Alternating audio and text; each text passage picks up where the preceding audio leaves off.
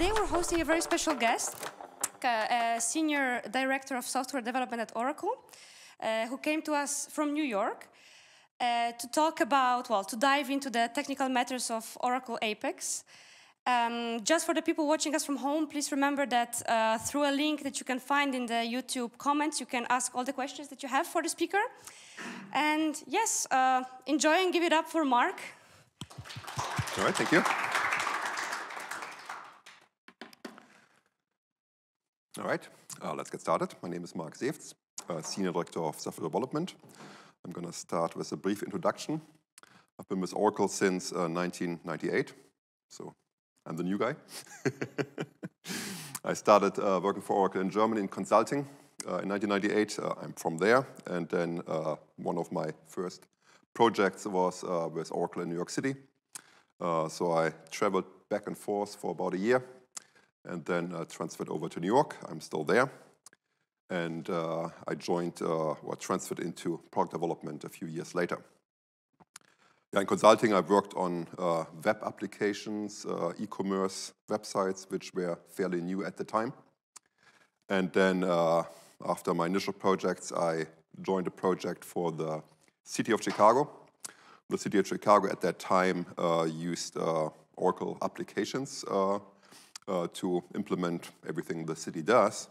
And one of the requirements that they had is when they have some projects like building a new street, building an airport, everything that the city does, they needed to have these projects go to minority-owned businesses, women-owned business and such. So we built an application that supports that kind of bidding process.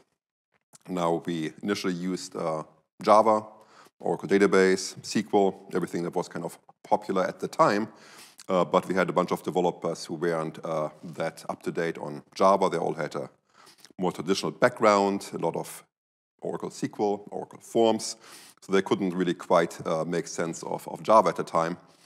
So sometime into the project, we were introduced to a framework which eventually became Oracle Apex. At that time, it was an internal framework, but it was what I guess today is called a low-code tool. I'll talk more about what that means, but at the time I didn't like that idea. I was kind of just off university. My first job was Oracle. I wanted to do real programming. I didn't want to do like point and click and going through wizards. So I wasn't a big fan, but we actually managed to deliver the project on time, and everybody was happy. We got another project with the Chicago Police Department because of the success of the initial one, and that one we also delivered on time. So I came around, liked the approach, and joined the Apex team after that project. So I've been with the Apex team ever since, for the last 20 plus years. Now, before Oracle and before going to university, I was with the German Navy, and this was taken in 1992. We had our boat right behind the building here, spent a couple of days here, and hasn't changed much, huh? Like, same boat, same building still around. So yeah, that was one of my first visits to Amsterdam. And that's our team. We used to be a fairly small team for quite a long time, had about 20 plus developers, a few product managers, a few doc writers, a QA team. But over the last couple of years, we've been growing quite a bit. We are now all over the world. Our biggest office is right here in Reston, Virginia, near Washington, D.C. I'm up here in New York City, and we have a bunch of colleagues on the West Coast, a bunch of developers here in Europe. We have 3 team members in the Netherlands, Manu and Christian here, and one more, Anton. We also have a team in India. Our product management team and our QA team are in India, and we have developers in Australia, South America, Mexico, and so on. So we pretty much tripled in size over the last few years, and part of that was our involvement with the pandemic response applications that Oracle worked on. When the pandemic started, Oracle worked with the US government on building applications to fight the pandemic, and one of the initial applications was a system to collect data on what medications may work or don't work. So within a few days, using Apex, we built out the system that the US government used to kind of collect all that data and then basically crowdsource the research, and it was quite effective, some good results. And based on that success, the next system that we got involved with was CoVPN. That was the system that the US was using to do the vaccine trials. So everybody who was participating in the trials for the vaccines in the US was using Apex-based systems to collect the data, report their response to the vaccine.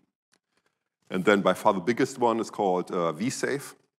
vSafe was an Apex app, or still in use. It's an Apex app, a mobile app, PWA, runs on your device, that everybody in the US who got vaccinated was able to use to register the vaccines and register their results. So based on that, Apex became much, much bigger inside Oracle. A number of other groups picked up Oracle, Apex as their standard development tool. I'll talk more about that in a moment. And we became the standard platform for much of app dev in Oracle. And last year, Oracle acquired a company called Cerner. Cerner is a healthcare record company. And they've been around for decades. And they have very, very old systems. And we're helping modernize these systems with Apex. All right. If there's one thing that you guys should take away from this is apexoracle.com, that URL, because everything that I'm talking about and everything that I'm demonstrating here today, you can do or find here on the site. And I'm going to do a few product demonstrations. I'm going to invite you all to participate a little bit.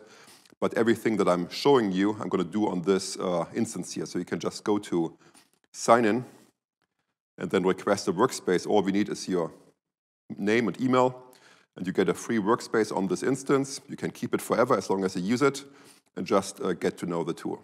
Just play with it, do what I'm showing you here. Everybody can use this for free. It's particularly designed for evaluation and education. We have lots of universities around the world that use apexoracle.com simply to learn SQL. They don't do any app dev. All they want to do is understand how an ER database works and how they can write SQL. And there are some tools built in that allow you to do just that, right? Just type in SQL statements, create tables, run some queries. So apexoracle.com, sign up for Workspace, and you can do everything that I'm talking here today. So this is what I'm going to cover. What is a low-code application platform, regardless of Apex or Oracle? There are a number of other tools out there that fall into that space. What is it? What benefits does it provide? And some of the criticism that people have about low-code. Then talk about what Apex is, how it fits in. Then I'm going to do a demonstration. I'm going to build a mobile app, a PWA application with Apex on that platform that I just showed you. And you all can try it out. I'm going to talk about some common use cases for Apex, show you a little bit what the Apex community is doing, and then show you how you can get started on your own. All right, so let's start with low code. The term low code was coined by Forrester about 10 years ago, but the concept as such has been around for much longer, right? The idea is that you, instead of writing lots of code, you use a UI, you use wizards to define your applications. You pick a data source, a table, a REST API, some other data source, and then you decide what do you want to build on top of this data source, a report, form, a chart, a map, and then you kind of step through a wizard, and the end result is going to be your app. Now, this is the definition that Gartner is using. Gartner and Forrester are analyst companies that kind of look at the industry and compare different products. Gartner defines low-code as an application platform that is used to develop and deploy custom applications. The key here is it's not just the development, right? Certainly, low-code helps you develop, but also to deploy and run your applications. If I wanted to build a mobile app using some JavaScript framework, I would have to build the app. I would have to understand where to put it, where I can host it, where I can run it. With Apex, I can do this all within minutes here and don't need to worry about all the infrastructure. So why do companies, businesses want to use low code? Every business needs data-driven applications, right? Like whatever you do, whatever line of business you are in, you need some app. Like you are in sales, You need to keep track of your customers, or you're in marketing, you want to run a survey. Everybody needs data-driven applications. And a lot of businesses just use whatever is there, right? Maybe an Excel spreadsheet, maybe an Access database. Maybe they go online and find some online service that meets their needs. But ideally, they would use systems that their company builds or hosts or at least authorizes, right?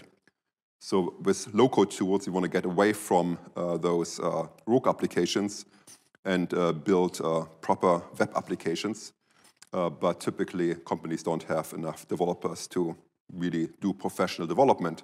So with low-code tools, you can include lines of businesses, business users, citizen developers is what they are sometimes called, business users who know enough about their business, but are not necessarily coders. They can use a tool like Apex and build out, or at least build an initial version of the application, then hand it over to IT to kind of finalize it and finish it up and host it.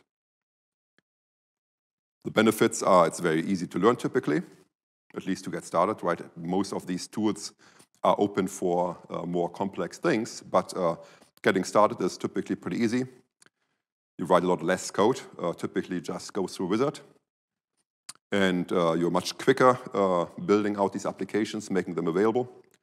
And of course, there's a lot less cost, right? You don't have to spend hours, days, months for developers. You can much quicker and at minimal cost build these applications. Of course, there's also a lot of criticism, right? Like when I started, like I was saying earlier, I didn't want to do that. I wanted to program. I knew Java. I wanted to program Java. So didn't really connect with me initially. And many of these tools are seen as too limiting, right? Many of these tools have a very rigid framework. You can't really break out. You either like it or you don't. Often these tools build code that is very difficult to customize. Like many of these tools just generate code. So you end up with tons of files, and if you want to customize something, you actually have to go into the source code and change things, which works, but it's difficult. Plus, once you start doing it, you can't go back to your wizards and regenerate your code because you already messed with it. And it's often seen as not suitable for professional developers, right?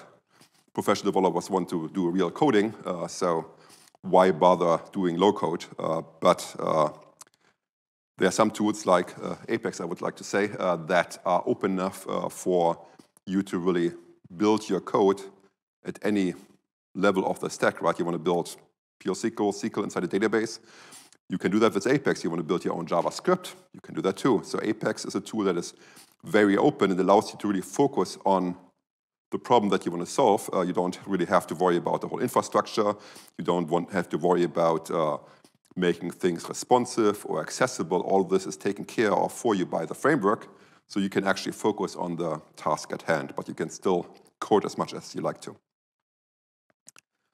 The market for low-code tools is growing rapidly. Gartner is estimating that by 2025, there's going to be 70% of new application development done using low-code tools, up from 25% in 2020. So let's see how Apex fits into this picture. So Apex is what we like to call the most popular enterprise low-code application in the world. Now that is based on our customer numbers. We estimate about 500,000 developers around the world. Most large companies use Apex. And if you compare that to the market share of other low-code tools, we're certainly way up there. And with Apex, compared to coding everything by hand, we feel, or we think, or we actually did some analysis, we are much faster in development, and there's a lot less code involved. If you want to read up on that, there's a link down here. We did a time and motion study a couple of years ago where we compared building a certain kind of application with Apex to doing the same with React in that case. So much quicker, much less code to write.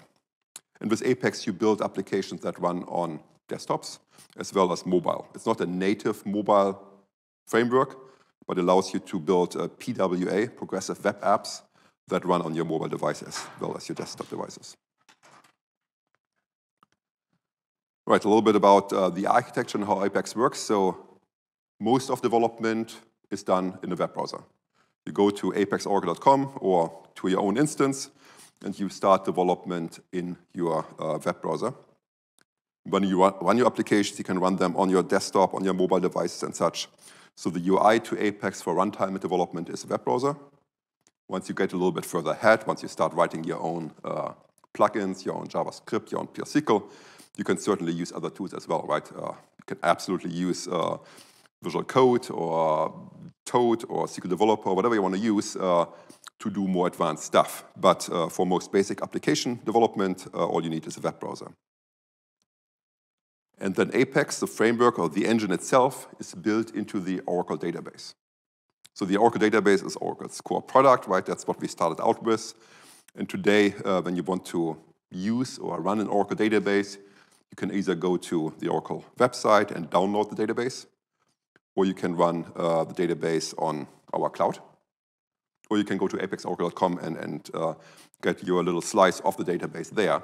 So lots of different ways to get exposure to the database online or on your own machines. We also have a free version of the Oracle database, Oracle XE, that you can just download and run for free.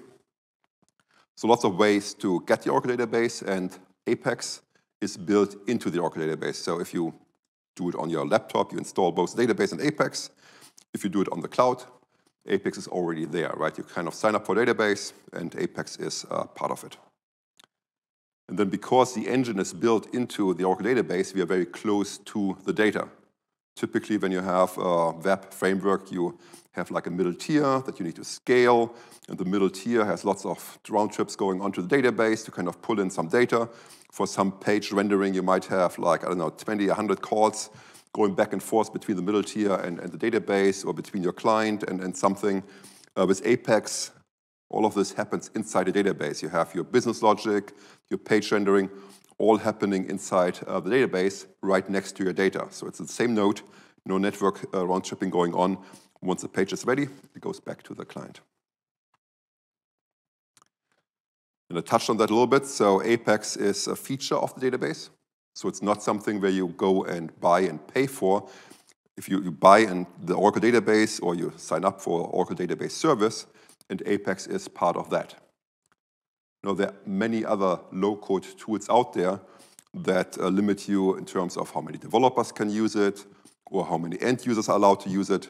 With Apex, it's all part of your database license, so there's no extra cost in running Apex. It runs on-premise. I have it running here on my laptop. It runs on Oracle Cloud, also runs on Amazon and many other cloud providers. And a little bit more about our growth and customer numbers. So we estimate about 2 million live Apex apps around the world, 2,000 new apps created daily, 500,000 Apex developers, and lots of growth on the cloud as well. I have a slide later on and some links to our customer success stories. So if you want to read up on how customers are using this, I'll get you some links. And this is Larry Ellison, our founder. He is doing a keynote every year at Cloud World, used to be Open World. That's our largest conference every year, used to be in San Francisco. It moved to Las Vegas. It's now called Cloud World. It's a very large conference with about 20,000 participants. And at last year's Cloud World, Larry talked about Apex in the context of these pandemic applications that I just talked about, and also in the context of Cerner, how we are modernizing Cerner with Apex. So for us, that's a big deal having Larry talk about Apex, because it gives us and our customers some confidence that we're on the right track. All right, so in summary for my initial positioning here, with Apex you can build applications quickly. You can step through wizards that help you build charts and forms and reports on data. If you're an Oracle customer who has been using one of our older technologies before, it's a very easy transition. You can use your SQL and PL/SQL skills. If you're a JavaScript developer, if you have a JavaScript background, you can certainly use that. You can build your own plugins and widgets using JavaScript. I touched on the license costs, so no additional cost there. And no limits on the users and developers. There's a large ecosystem of developers around the world. lots of consulting companies that specialize on Apex. And all your app dev and deployment is inside the database. We provide the dev environment, the runtime environment, everything in one platform. And zero application latency, the engine runs inside the database. So one thing that's important to keep in mind is when you're building web applications, if you're building them module by module, page by page, you always end up being responsible for everything, right? You need to make sure whatever HTML you write is secure, doesn't allow for attacks, whatever HTML you write is accessible, can be used by sighted and blind users, by screen readers and all kinds of other assistive technologies, right? So a lot of this is taken care of for you by a framework like Apex. As long as you stay within our sandbox, we have protections built in that protect against common attacks like SQL injection, cross-site scripting, like injecting some JavaScript and tricking you to go elsewhere. URL tampering, like injecting session state into your applications, and many other typical attacks are kind of protected against with Apex. And as part of our development process, we also upgrade our open source libraries with each release. We have a number of open source libraries included, like CKEditor, Oracle Jet, jQuery, jQuery UI. All of these libraries are upgraded with each release. We release twice a year. So every 6 months, you get a new version of Apex.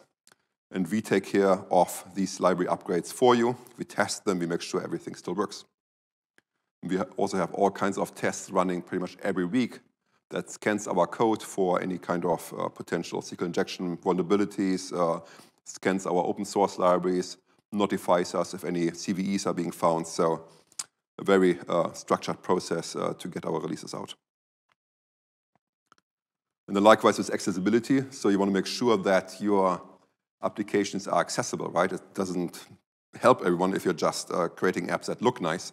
You want to make sure that you have landmarks in your applications, that a screen reader can navigate your applications in a reasonable amount of time, that you have proper labels on everything, on your buttons, on your images. So there's a lot of work that goes into making your apps accessible for all users. And with a framework like Apex, that is, to some extent at least, taken care of for you. Of course, you can always create things that are not accessible, but our standards, reports, forms, and so on, they are accessible to keyboard navigation and screen readers. All right, let's take a look at what Apex actually looks like. And I want to start with a spreadsheet demo. So I want to turn a spreadsheet, Excel spreadsheet, into an Apex application. And the data that I have in my spreadsheet is a list of New York City high schools. I live in New York. I have 2 kids. They are in high school age now. And in New York, when you go to school, like your elementary school, you just go to the school next to your house, right? You're just in your neighborhood. That's the school that you're going to. Once you get to middle school, it's like within your district. But once you get into high school, you can pick and choose between over 400 different high schools throughout New York City, Brooklyn, Manhattan, Queens, Bronx, and so on. And of course, that's quite a number of schools to pick. So what I want to do here is build an application that lets me research these schools and put together a list of, say, 12 schools that I actually want to consider or apply to. So in this spreadsheet, I have 400 plus schools. I have information about which borough they're in Brooklyn, Manhattan, and so on. The name of the school, the neighborhood where they're located, what kind of area they're specializing on, how you get in. There are different admission methods. Some schools let you in based on your report cards. Others let you in based on an audition if you're going to an art school. Others have different admission methods. Then I have the total number of students, how many of these students actually graduate, what the attendance rate is, how many go on to college, if students find their school safe, and so on. Lots of information, languages, advanced placement classes, so lots of info that helps me pick these schools. So I want to turn this into a web app, and I want to share this with my family or with their classmates. Everybody should be able to use my application to pick their schools. So what I'm going to do is I'm going to log into this workspace on apexoracle.com. So again, if you want to try this out yourself, there's a create workspace wizard. You just put in your name and your email, and you get this kind of environment. And in here, once you're logged in, you find the application builder. That's the development IDE. You find SQL Workshop. SQL Workshop is what a developer uses to create tables, to create pure SQL code. But it's also that a lot of students around the world use to learn SQL. So for example, I can go here to utilities, and I can, let's install a sample data set, create like, let's do the HR data here. So I'm going to create a bunch of tables, countries, locations, departments, jobs, employees, and so on. So I'm going to install these tables now just to have a little bit of data and tables to play with and try out. Probably should have taken a smaller example. That's taking a little bit. But what's actually happening is that on this instance, we have over 90,000 workspaces, meaning 90,000 companies that all use this single Oracle database to learn about Apex. And everybody gets a slice of the database, right? Not everybody gets their own database. Everybody gets what we call a schema. And in a schema, you're kind of isolated from all the other workspaces. And you can create tables, you can run SQL, and you can build applications. So now going back to SQL Workshop, Object Browser, I can now look at all these tables that have been created. For example, there is OEHR employees. I can look at the table definitions. And if I want to learn SQL, I can just go here to SQL commands and start, select star from emp. OEHR employees. If you have been with Oracle for a while, you always type in select star from emp because the emp table is in every single database. So force of habit, but that's what the table looks like.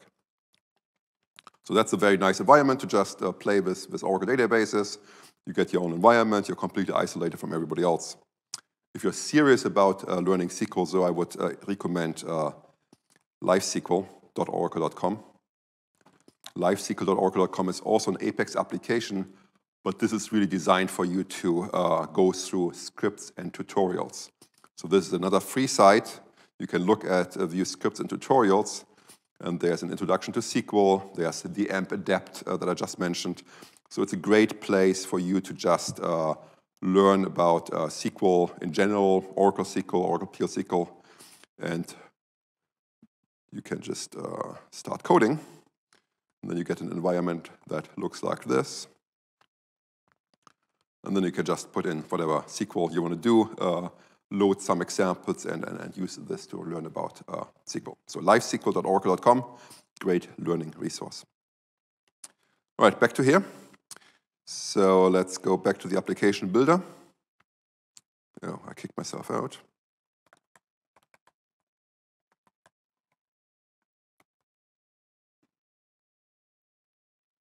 There you go. So I want to build a new application. To start a new application, I go to the application builder, then go to the create application wizard. And I can either start completely from scratch, or I can install one of these starter applications. We have a large gallery of sample applications that you can all use to learn about Apex, learn about reporting, learn about REST services, and so on.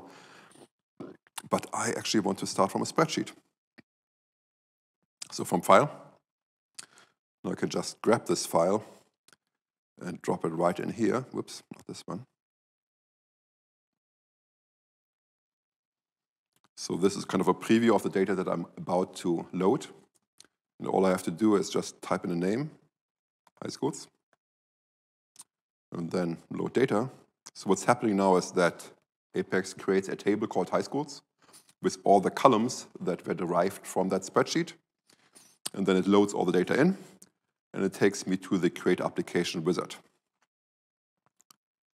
Now in here, Apex kind of looks at your data, and based on the structure of your data, it makes some recommendations.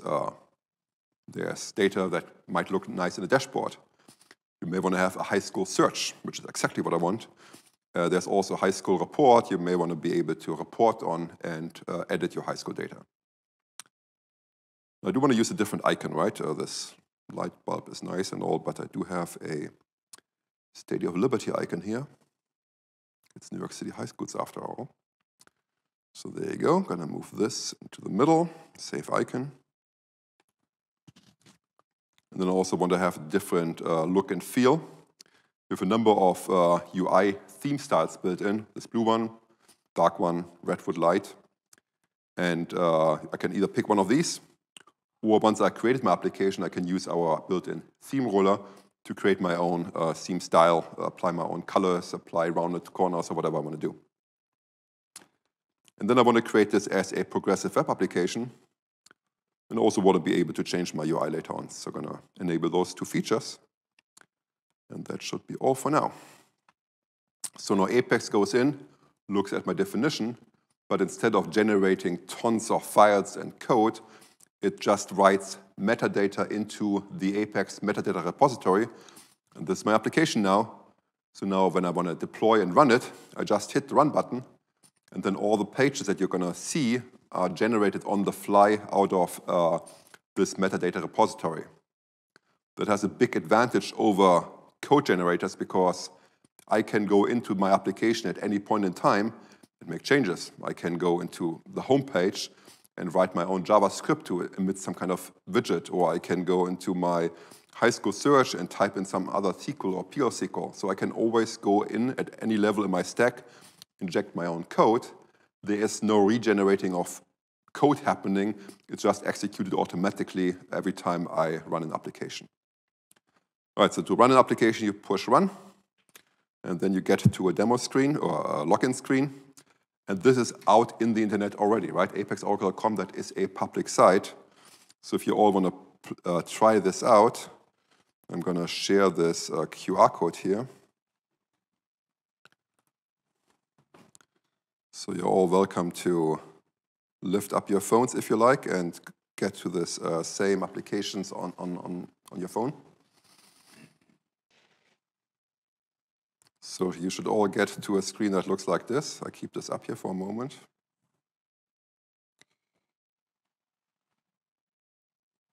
And I actually have my own little phone here.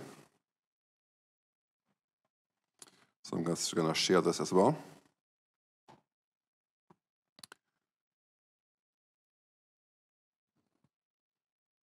So same login screen, and then the username is going to be demo, all lowercase or mixed case, whatever. DEMO. And then the password, and that's all lowercase, DEMO, demo, 1, 2, 3, 4. So username is demo, password is demo 1, 2, 3, 4. Huh? Oh, thank you for paying attention. No, that's good. 1, 2, 3, 4. The keyboard is too small. All right. So now you should see that screen over there.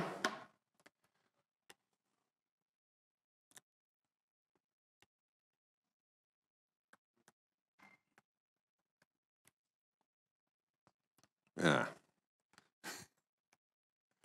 I made my password too complicated. There you go. So this is what it looks like on a bigger screen. Now, when I created this application initially, I added this, I didn't. Oh no, administration, theme style selection. So last time I did this kind of a demonstration to a larger audience, everybody logging in with the same username, they all were the same user, right?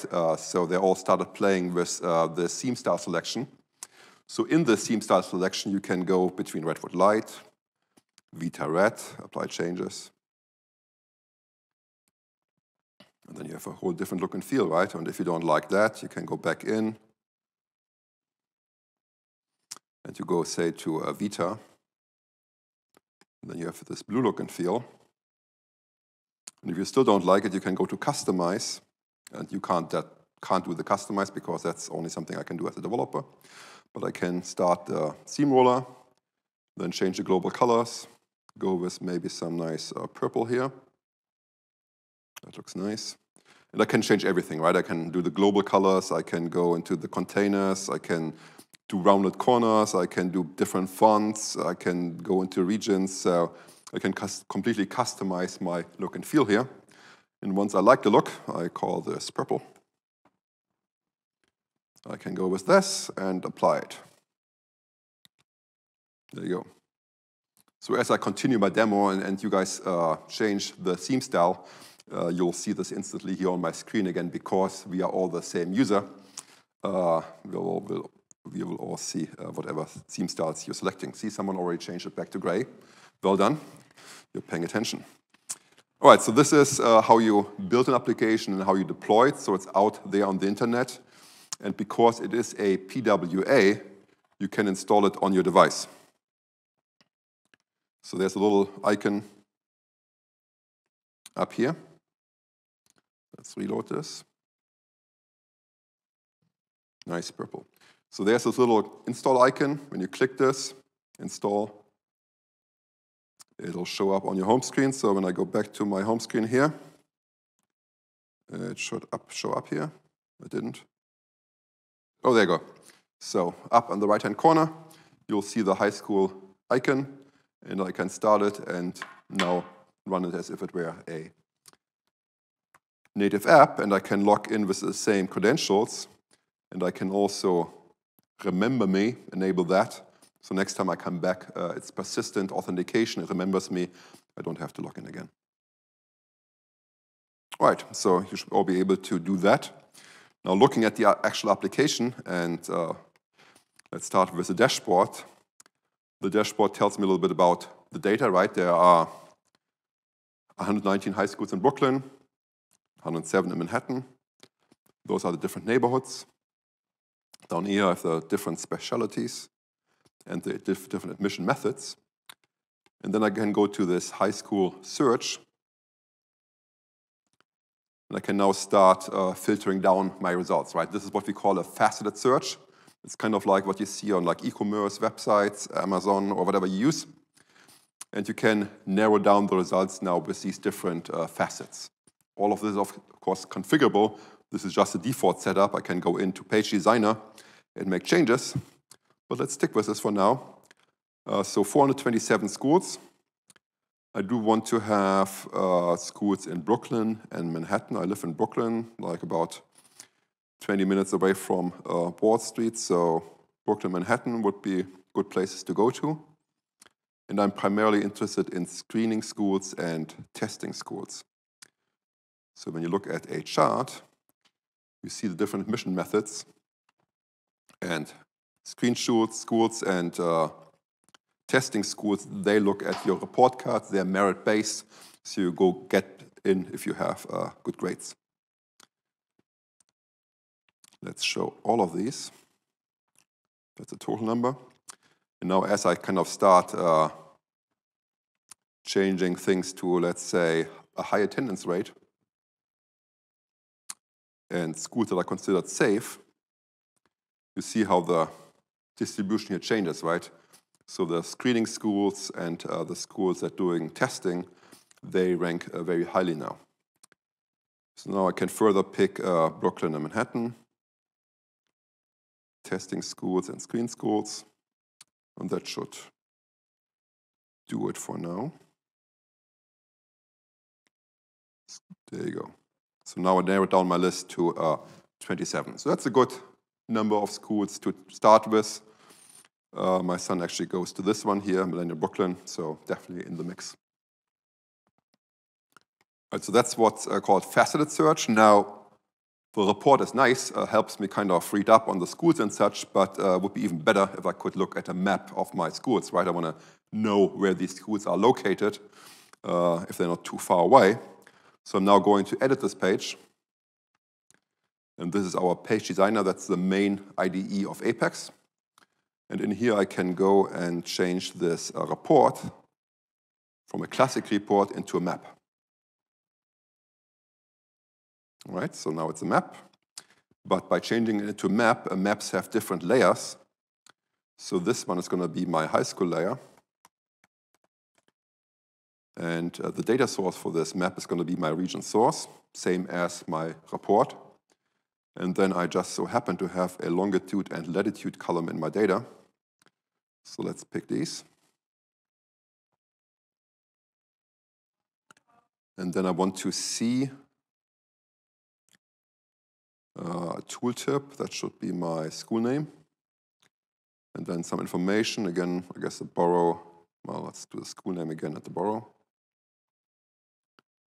So now when I go back to my app here and reload this, I now get a nice map. Normally that kind of zooms in automatically, but let's go to New York City here. Let's get a little bit closer. There you go. Well, let's go a little bit closer still. All right, so let's clear out my results.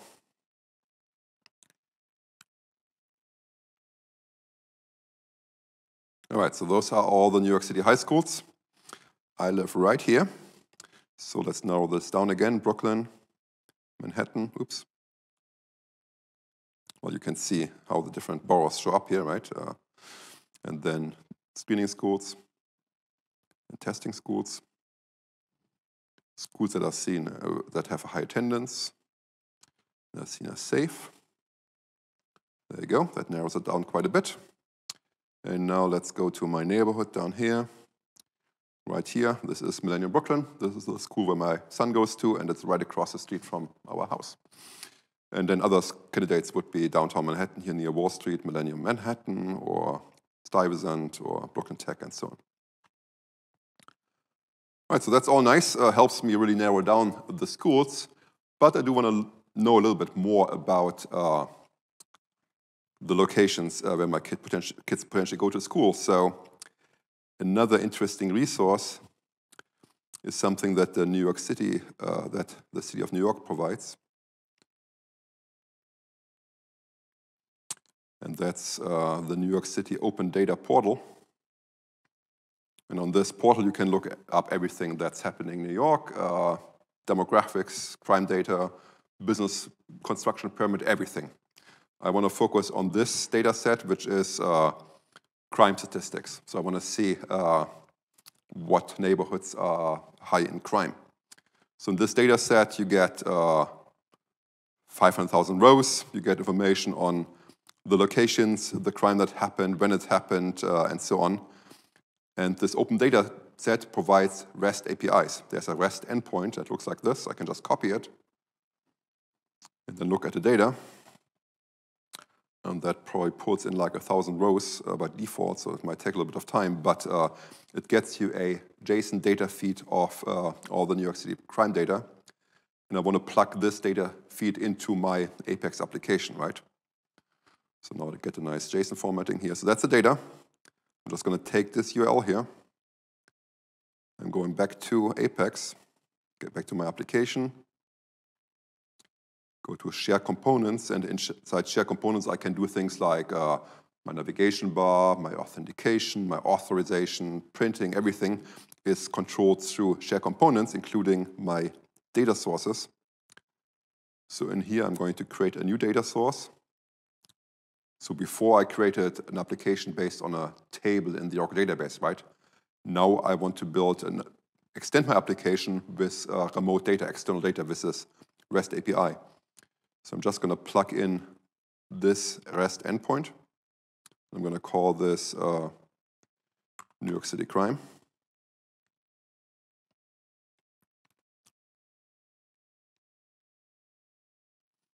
All right, so this is my remote server. That all looks good. There's no pagination that I need to configure. Typically, when you build applications on REST, you want to make sure that they are secured, right? That you have authentication. For public data source like this, they are wide open. I don't need to worry about authentication. And then Apex is going in and taking a look at this API, showing me a preview, and telling me a little bit more about what it has found. The data profile, what operations are allowed. We support Swagger, for example. So if you have REST APIs that also have the ability to write back to do puts and posts and deletes, Apex would be able to pick that up and then show you different operations. But for now, I just want to read data. So I'm going to create this REST data source. All right, there you go. That looks good. So let's try this out. So I'm going back to the Builder homepage here. I'm going to create a new page. I'm going to create an interactive report now.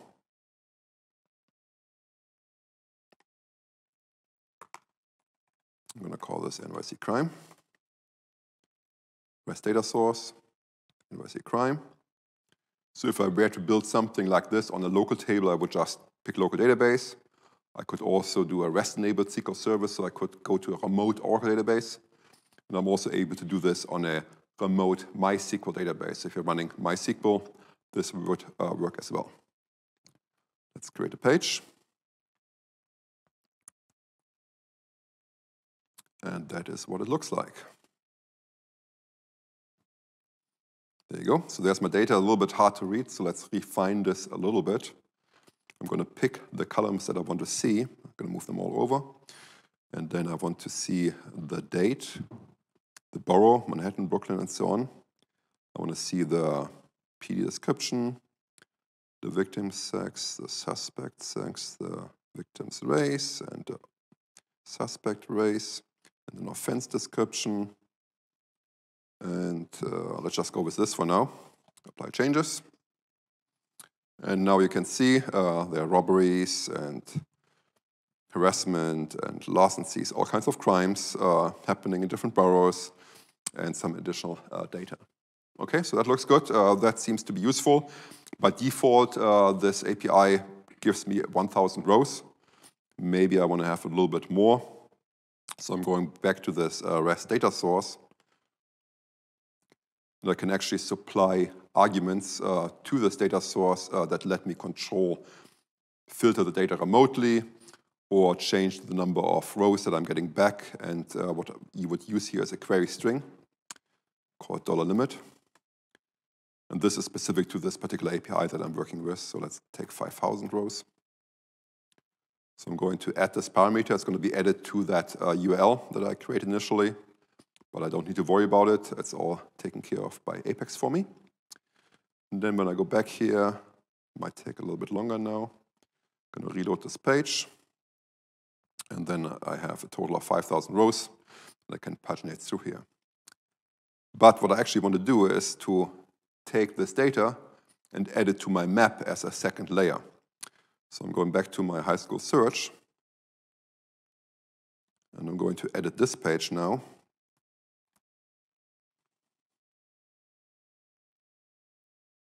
And I'm going to add a new layer to my map. And this is going to be called crime. And that's going to be a heat map. And it's going to be based on a REST source, the one that I just created. And just like before, I'm going to pick longitude and latitude.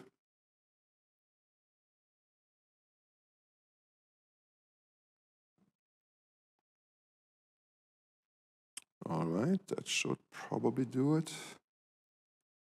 Maybe I want to change the color scheme a little bit. No, it's fine. Red to orange. All right, let's see. So now it's a question, do the high schools come first or the heat map? But let's see.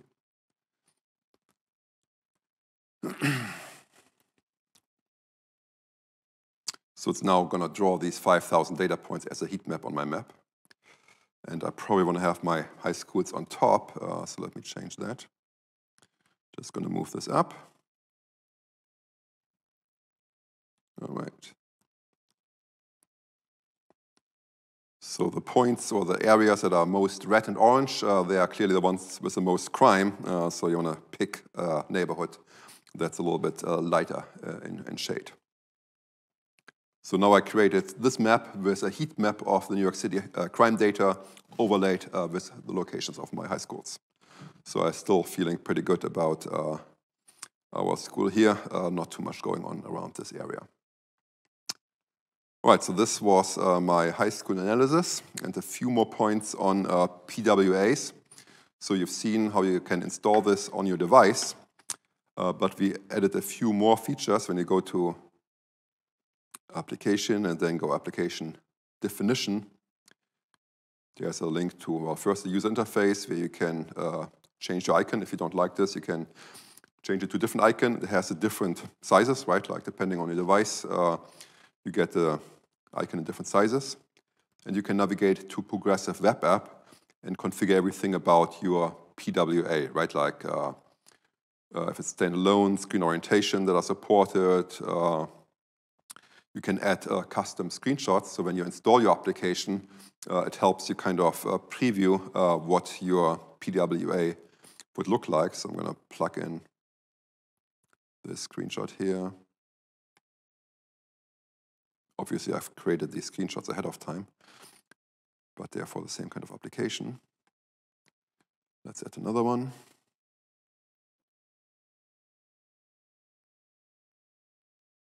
And maybe one more.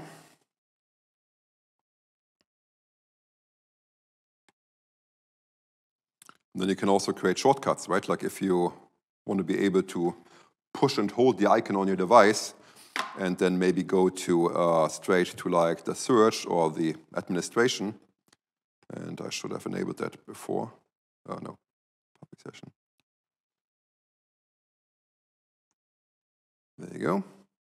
Now I can add a shortcut to, for example, my search page. All right. So here you go. So a few more changes to my application. So there's my icon. You would get there you go. So it looks like a standalone application. When you push and hold, you would also, well, on your Android at least, you get your search link.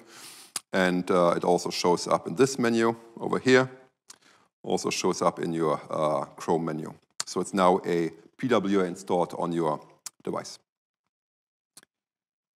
All right, so that's it for now for my demo.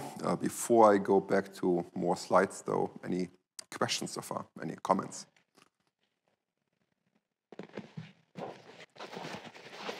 If the database that you use, the underlying database, changes data, does it update automatically or? Yes, so the application runs on live data in that database, right? It's not going to be cached anywhere. Like all the queries, they go directly against the underlying tables. Okay, so now this REST API that I interfaced with, that is something that kind of updates once a day, right? So you're not having real-time crime data. It's like once a day. So if you do that kind of development, then you can also take advantage of, we have a synchronization feature built into Apex, so you can pull in all this remote data and cache it for a day, for example, inside Apex. But the data in the database, that's real-time data that's being shown as you navigate. Okay. All right, cool. So some of the use cases, or how are customers, developers using Apex, and when are they using it? And it's really any kind of ad hoc application development, something that businesses need quickly, and typically that applies to everything. Everybody wants to have everything right away. The nice thing about Apex is that you can actually work together with your developers sort of like in real time, right? You can meet with them via Zoom, or you can meet with them in person and kind of build your applications on the fly as you're kind of talking to them. That's kind of how these pandemic apps came about, right? We kind of met with Oracle senior management and with the CDC in the US, and everybody kind of looked at the screen, and we were kind of live developing these applications. So for that kind of development, Apex is certainly ideal. And you can just iterate to, I guess, a production version of your app. Typically opportunistic, like something that you need quickly, that you don't want to go through months and months of planning. Simple tactical apps, and typically these kind of applications are developed by just a few people. That doesn't mean that you can't use Apex for large enterprise apps. This particular use case is just focused on rapid application development in small teams. Transforming spreadsheets, kind of what I just did, right? Just upload a spreadsheet, build an application around it. With my spreadsheet, that was kind of like easy.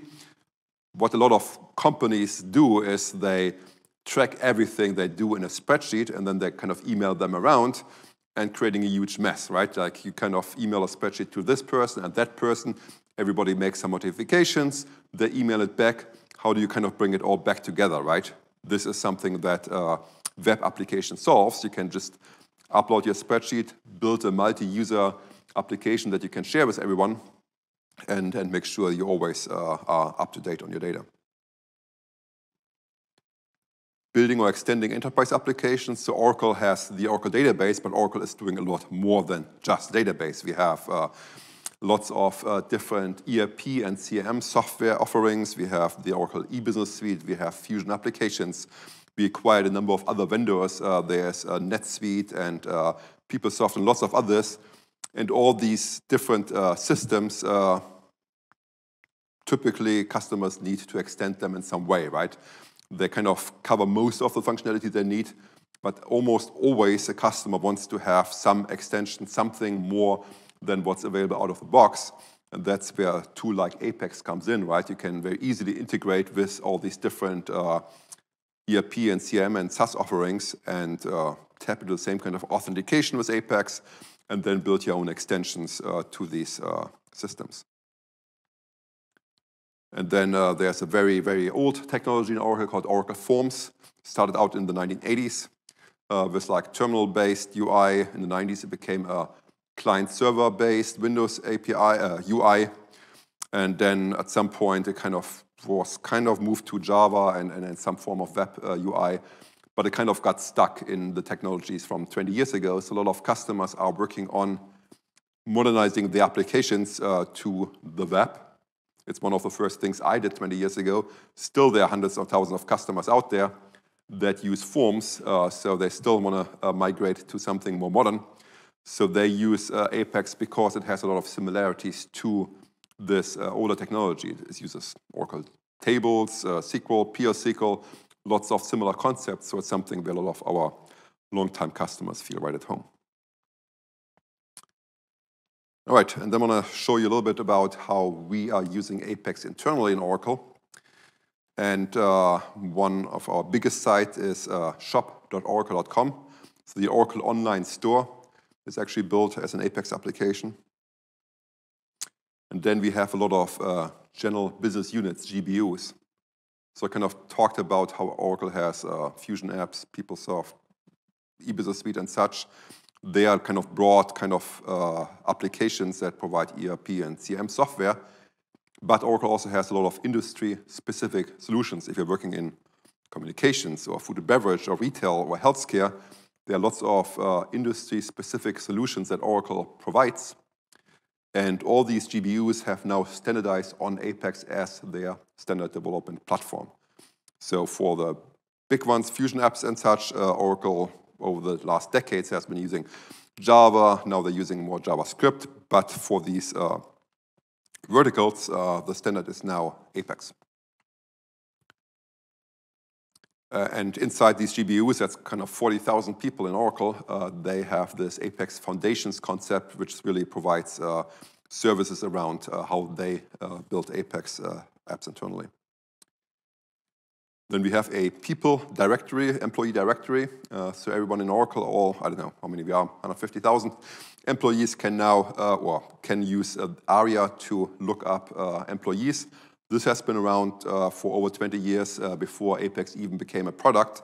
Of course, we updated it over the years, but it's by far the most popular Apex app inside Oracle and allows you to look up your colleagues, other organizations, 1.2 million daily pages served. You can book conference rooms with it. So it's Oracle's people directory. Einstein, it's our internal discussion forum. So like 170 teams inside Oracle use this platform for discussions. It's a discussion forum application, post questions, get answers by different domains. There's an Apex domain, a database domain, a healthcare domain, and 170 other domains where people kind of help each other inside Oracle. And that has been built with Apex. And then based on this and Apex, we also have a public forum. So if you ever work with any Oracle technology and you get stuck, go to forums.oracle.com. This is where you get help from the community. So everything that Oracle does, from database to MySQL to Fusion apps, everything is available through the forums to GitHub. Apex ideas. So if you ever get into Apex and like Apex and use Apex and come up with ideas how to make Apex better, there's an ideas app out there where you can submit and vote on ideas enhancement requests for Apex. And those are some of the stats, right? Like everything that I've shown you so far, I did on apexoracle.com. We have 93,000 workspaces there, 188,000 applications, close to 5 million pages.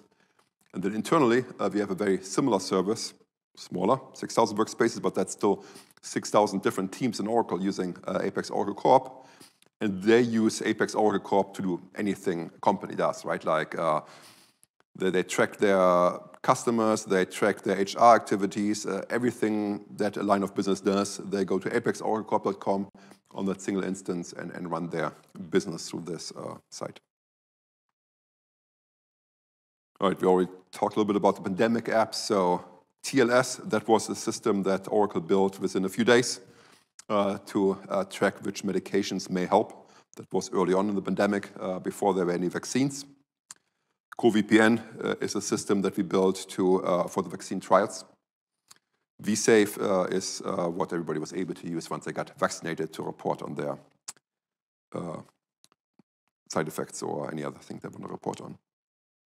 All right, a little bit about the Apex community.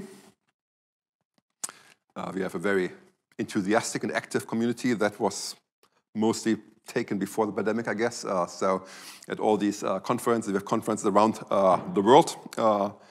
Kscope is kind of the biggest for us in the US at different locations. But here in Europe, we also have a few. I have a list coming up here in a moment. But yeah, very enthusiastic community. Those were the conferences that we've done last year in person again, after like a 2-year no conferences period. Apex Alpe Adria is one in, well, I guess, goes between Austria, Croatia, and Slovenia, sorry. Apex Connect is the biggest one in Germany. Then Apex World here in the Netherlands. That's actually happening this week, Thursday and Friday. ODITAC last year was in Dallas. This year it's near Denver. And so on. So lots of large conferences around the world, some of them specialized on Apex, and yeah, always a pretty enthusiastic crowd. Again, that's the list of upcoming conferences this week in Zeist. Then Zagreb in April, Apex Connect in Berlin, and then Kscope in June. We also have a public community site, so that's not run by us, but let's go there. It's run by the Apex community, apex.world. And that's kind of like where the Apex community shares news, shares job postings, shares plugins. So here on the left, you see Slack messages on the public Apex community-driven Slack channel, current news, tweets going on. And then you can also look at plugins. There are tons of plugins available on GitHub that the community is building. And plugins really allow you to write real code, right? I mean, so far I've been pointing and clicking, but you can build your own extensions, your own widgets, your own anything using JavaScript, using PL SQL, and make them available as plugins. If you have jobs available or are looking for jobs, there's also a very active job market here where you can post your skills or your openings. And we also have meetups and conferences here. Before the pandemic, we had a pretty active meetup community, like with meetups around the world. I think we're kind of starting to pick it up again a little bit. So I had like a New York City meetup group with over 100 members. We kind of met every couple of months. So yeah, a very active community. And if you want to kind of keep up to date on what's happening in our Apex world, ORCL Apex is our hashtag on Twitter. And now customers, we have, again, over 500,000 developers, 2,000 apps created every day. Some customer logos, but I have a page here. Well, it's on apexoracle.com. Whoops. So again, apexoracle.com is your source for everything. Go to solutions, success stories, and in here you get a long list of recent success stories. And then when you drill into them, learn more, you can read up on like the business challenges and how Oracle and Apex help them solve these. All right. So then I do want to finish up basically with a few pointers on where to go from here. So again, apexoracle.com, the main page, if you want to try all of this out yourself. Then Apex plugins and apps, and let me actually show you this real quick. So going back to my Apex instance here. So early on, when I went to the Create App Wizard, I already showed you the sample apps. There's this link here, Gallery. When you click on Gallery, you can install any of these sample applications. There's also a number of starter applications, so like a customer tracker, opportunity poll, team calendar. All of these apps you can install and then start modifying for your own needs. I do want to show you this PWA reference application. So you just go there and you hit install. And then what's happening now is that Apex calls our GitHub repository, pulls in this application definition, and installs it into my workspace here on this Apex instance. And as this is going, let me go back to apexoracle.com. Can go to Solutions, Apps and Plugins, and you get a list of the same kind of applications in here. You can actually view them on GitHub. That's our GitHub IO page, so that's kind of like designed to look like our homepage, but you can also view them directly on GitHub. And then you get your usual GitHub UI, go to the current version, and in here you can go to sample apps, sample code, starter apps, and you can just download the application definitions for each one of these. Or you can also go to plugins and download the kind of plugins that we made available here. All right, so my PWA reference application installed by now, so I can hit run. When I run this, this is designed to kind of teach you about PWA. What are the benefits, right? A PWA is generally faster than a standard web app because lots of your HTML, JavaScript, and CSS is cached in your device. It feels more native. You can tap into things like geolocation and access a camera and such. You can install it. It's more lightweight. You can brand it to whatever you want it to be. And then you can just read up on all these different aspects of a PWA if you're interested in that. All right, so that's our plugin repository. Then there we have an Apex Foundations learning path. So if you're interested in actually learning how to use Apex, go to apexoracle.com/go/foundations or scan the code. This takes you to a free Apex class available on Oracle University, as well as LinkedIn Learning, Coursera, and Udemy. And we're also going to follow up this Foundations class with a professional class soon, which will also include a certification. Our Apex office hours, we started that about 5 years ago.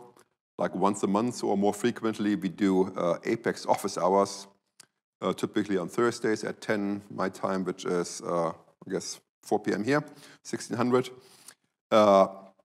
It's the Apex team or people we're working with talking about things around Apex, like in February, we had a beginner's guide for Apex. Then just like 2 weeks ago, we had our What's New for Apex on Autonomous Database class. The next one is going to be in April. And I included some stats here. They are typically pretty well attended. We have around 300 to 500 live attendees, plus thousands of views on YouTube later. And this is just the stats for last year. This goes back to 2018. So you can go to apexoracle.com and look at all the recordings of our past office hours. And then just go to a topic that interests you and read up on anything from mobile to security to using social sign-in to whatever you want to learn about. So that's Apex office hours. And then, again, getting started, apexoracle.com. So we talked about this being the main takeaway, apexoracle.com. Then click here on Start for Free Today. And that talks about the different options, right? You can just sign up for a free workspace, what I've shown you here today. You can also use the free Apex service. That's a little bit different because that is actually running on the Oracle Cloud. But again, you get a free service there. That's useful if you want to kind of learn a little bit more about how the Oracle Cloud works, how you kind of configure things on the cloud. You can also download and install Apex locally. You can either download Apex just standalone, install it in like an Oracle XE database or into a full database. We also have like a VirtualBox image that you can install. And then a few additional options for the cloud, run Apex on autonomous database, install into Oracle Cloud Services, download a pre-configured VM. So lots of different ways for you to get started and to use Apex for free. All right, and with that, I'm opening up to questions. Go ahead. The cube is nice. If you have in Oracle, in Apex, you have this chunk of the database. Could you also do, for example, that if you are building an app and, for example, your friend is building an app, but on his own chunk of the database, could you like collaborate, like reference each other's part of the database? Oh, for sure, yeah, definitely. So, I mean, the way an Oracle database is organized, it has what we call a schema, right? Like everybody gets a slice of the database. Think of a pizza, right? You slice it into whatever, 12 different slices. Everybody gets their slice. And a schema contains your tables, your PL SQL code, whatever you put in there. And then a workspace in Apex is built or sitting on top of this schema. And in that workspace, you can have as many developers as you like, right? Like you can have your whole team all work in the same workspace, working on the same schema. Now, if you kind of want to keep it a little bit more separate, like you have your workspace and Menno has his workspace, you both have different schemas, you could either share your schemas, right? You could give Menno access, Menno could give you access, or you could also grant access to specific tables, like you have 20 tables, but there's one table in particular that you want your friend to kind of share, you can just grant access to that one table to another schema. So any kind of combination works as long as you are like in the same database. You can have it as separate or as closely knit as you like to. All right. Oh, on the screen. Oh. What was the most successful project that has been using Apex? Well, I think the biggest one, or with the most users, has definitely been this vSafe system, right? Like we had about 10 million people in the US registering for vSafe, all on their mobile devices to register their vaccines and report on their findings. So I think that was by far the biggest and most widely used app. Maybe not the most complex, but definitely the most widely used one. All right, Andy.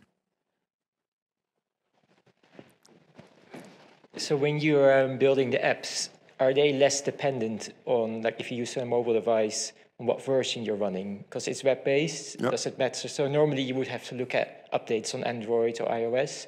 Is this less dependent on? Yeah, so this is a web application, right? So it's not something that you kind of distribute necessarily on the App Store. It's not a native mobile app. It's still a web application. When you install it on your device, it hides away the web browser, but it's still a web application. So as you update your application, you kind of get the update on your device, right? You're kind of pulling it in every time. Now, there are some things that may depend on the operating system. One example is with our next version of Apex, we are planning to introduce push notifications. So you're able to push notifications to your devices, showing up on your home screen. That is something that the latest update of iOS now supports as well to have like web apps or PWAs support push notifications. That wasn't there before. So there are some dependencies, but in general, Android, iOS, they have pretty solid support for PWAs. So whatever you build there should typically work. Okay, thank you. Sure. Sure. So we saw that you shared the QR code and we could have like logged in with the username and password.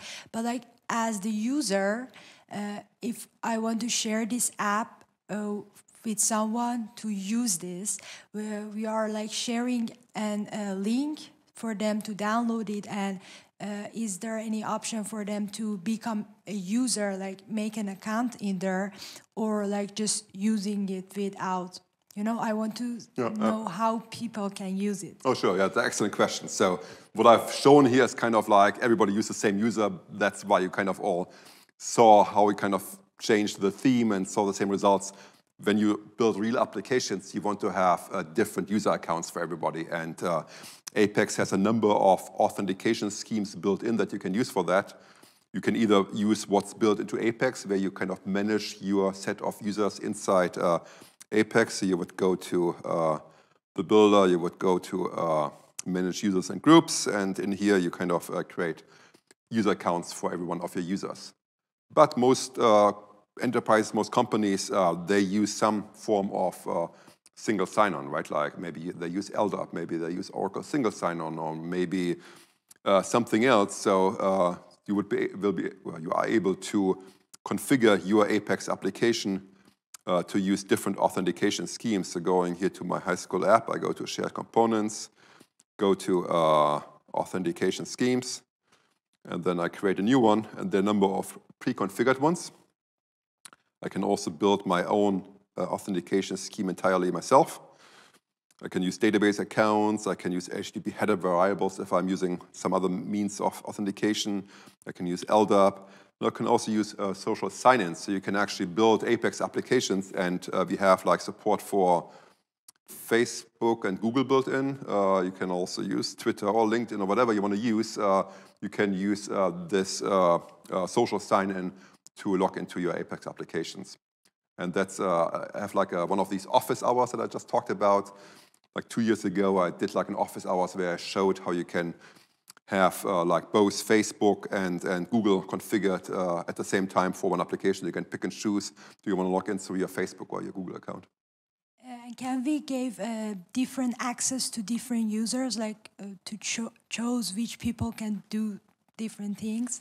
Also great question. So when you build an application, let's do a super tiny one. Let's call this OS demo.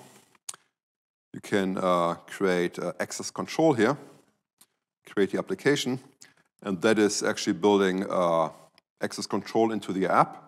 And it has, I guess by default, a reader, a contributor, and an administrator. So you can now go in, go to Shared Components, go to Access Control, and in here you can have these different roles defined and then have different users assigned to different roles.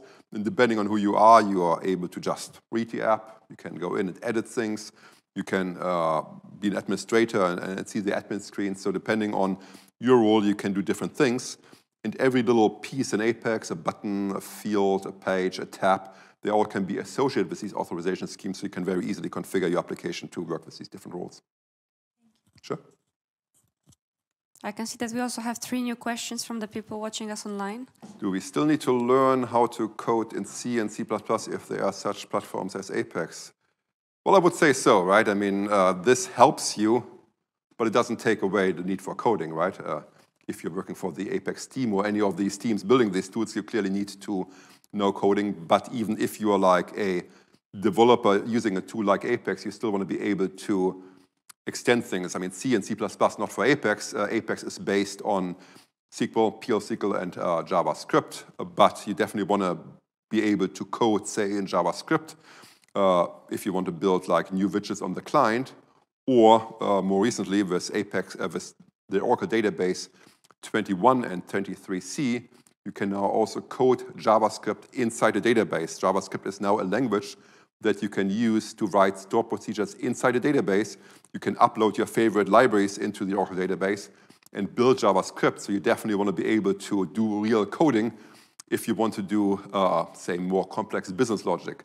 This is not designed to take away the need for coding.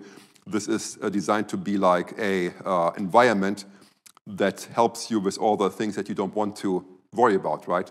Where to run it, where to host it, where to deploy it, building out the initial application, but you still want to be able to do real coding for the stuff that really matters. If you would have all the time available in the world, what project would you build using Apex? Well, that's a good question. I mean, I'm working on the platform, so I'm probably more focused on, I guess, the features that I would want to build into Apex, but I guess, any ideas? Huh? Well, Cerner, for sure. I mean, like I talked about earlier, right? Cerner is this big healthcare company that we acquired, and that's been growing over many, many decades. I think they started out in the 1970s with like big mainframes. Then in the 80s, they kind of moved to like relational databases. In the 90s, they added client-server stuff, and they just kept layering stuff on top. Right now, they kind of have a mix of a little bit of client-server, a little bit of web and HTML and JavaScript, and then they're running it to like Citrix clients. So there's a wild mix of everything over the last 40 years that was popular. That's all mushed together into a big app. So yeah, if I had all the time in the world, I would love to build a modern UI to this system, and that is something that I guess a lot of hundreds of people in Oracle are going to work on over the next few years, but that's certainly going to be a big one. And then would it be possible to do an internship for Oracle Apex? I guess depends on where you are, and do email me. I can see if I can connect you. So there are internships in Oracle, and just last week I did a similar presentation via Zoom for our new cohort of interns. We have a development center in Morocco, and we have over 100 interns that started there over the last months. They're going to be with us for the next 6 months. And I did an Apex presentation for them. A bunch of them are working for our team, so they all get to kind of work on Apex. So that's certainly a location where we have lots of interns. We also have, or had a bunch of interns in the US, regular interns for our team specifically. Oracle has a veterans program, like US military personnel after their service coming back to civil life. Oracle has a program to support them through like an internship with the option to become a full-time employee later. So again, email me. Happy to see, depending on where you're coming from, what internships, if any, are available in your location. All right, well then, thank you all. And I'm around here, so if you want to just come up and have more questions, I'm here. Thank you. I still want to mention something. Thank you so much, Marc, sure, for the beautiful presentation, for sharing, the great news about the Oracle Apex towards our students. I wanted to just mention one thing. It's going to be available within a month because we are working on it. But Oracle has a philanthropical branch, which is Oracle Academy. And actually, they offered, their resources, online resources to you guys. Basically, they have multiple online courses about Java, about SQL, about cloud. We will make them available at the end of April because we are still looking into how to register the school on it. It's a bit of an admin on our side. So also Nicola and Oscar needs to look into which courses to make available for you. But the beauty is actually that you can learn further on, on like what Oracle has to offer. And please do check them out. Like, how many of you actually knew Oracle before they came today? Okay. Oh, we're doing good. Whew. My job is done here. Yeah. No, fantastic. Just take a look into their internship programs and so on. I bet their internship programs are based on half years, semesters, So if you want to get an internship in September, you might need to apply yesterday. So just take a look, okay? You can also go to the Oracle Careers website. I guess this is Yeah. Just look for Oracle jobs, takes you to Oracle careers, and that automatically gets me here to the Netherlands. So you can look in there. I don't know if there are internships in the Netherlands, but I was just contacted about yeah, there is like students and graduates. But guys, how am I supposed to you read know that? for sure that you know where to go. So I trust you. But thank you again, Marc, for coming over and sure. sharing your knowledge with our Thank you. students. Thanks for having Let's me. give another round of applause. Thank you.